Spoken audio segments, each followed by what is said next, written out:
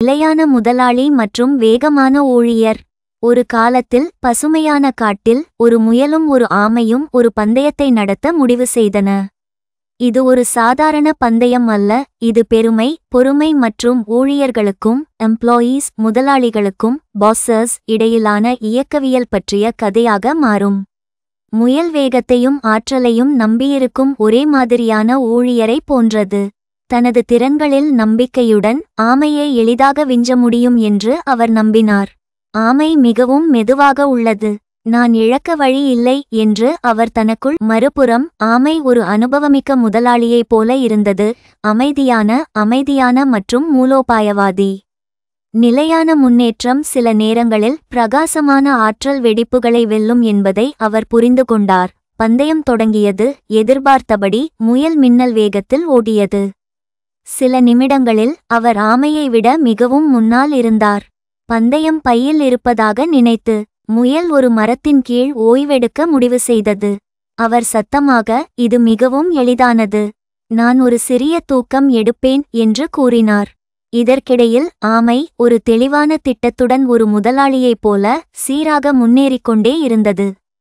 அவன் நிற்கவில்லை, அவசரப்படவில்லை. முயலின் பளிச்சிடும் விடாமுயற்சி பெரும்பாலும் நாளை வெல்லும் என்பதை அறிந்த அவன் தன் உத்தியை நம்பினான். முயல் தூங்கிக் கொண்டிருந்தபோது ஆமை முந்திச் சென்றது. முயல் விழித்தெழுந்து என்ன நடந்தது என்பதை உணர்ந்தபோது மிகவும் தாமதமாகிவிட்டது. முயல் எட்டி பிடிக்கும் போது ஆமை பூச்சக்கோட்டை கடந்தது. முயல் திகைத்து வெட்கப்பட வைத்தது. ஒப்பீடு. முயல் என்பது தங்கள் மூலத்திறன்கள் மற்றும் வேகத்தை மட்டுமே நம்பியிருக்கக்கூடிய ஊழியர்களை குறிக்கிறது, ஆனால் எப்போதாவது நிலைத்தன்மை, திட்டமிடல் மற்றும் கவனம் செலுத்துவதன் முக்கியத்துவத்தை குறைத்து மதிப்பிடுகிறது. அவர்கள் குறுக்கு வழிகளை எடுக்கலாம் அல்லது விஷயங்கள் எப்போதும் தங்கள் வழியில் நடக்கும் என்று கருதலாம். இதனால் ஆமை ஒரு முதலாளியைப் போலவே அனுபவம், ஞானம் மற்றும் நிலையான முயற்சியின் மதிப்பை குறிக்கிறது. தொடர்ச்சியான முன்னேற்றம் மற்றும் விடாமுயற்சி.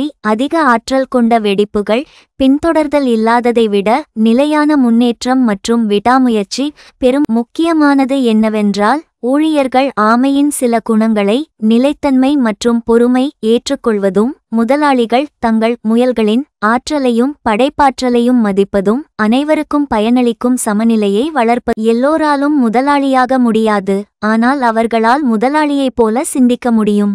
உங்கள் எதிர்காலத்தை பற்றி சிந்தியுங்கள். உங்கள் இலக்குகளை நிர்ணயித்து அதை நோக்கி பயணியுங்கள். அதை மெதுவாக அடையும் வழிகளை கண்டறியுங்கள். சிறு சிறு முயற்சியை மேற்கொள்ளுங்கள். பொறுமையாகவும் சமரசம் செய்யாமல் தொடர்ந்து முன்னேறுங்கள். உங்கள் முயற்சி மற்றும் ஆர்வத்தையும் 100 விழுக்காடு வைத்து உங்கள் இலக்கை அடைய வேலை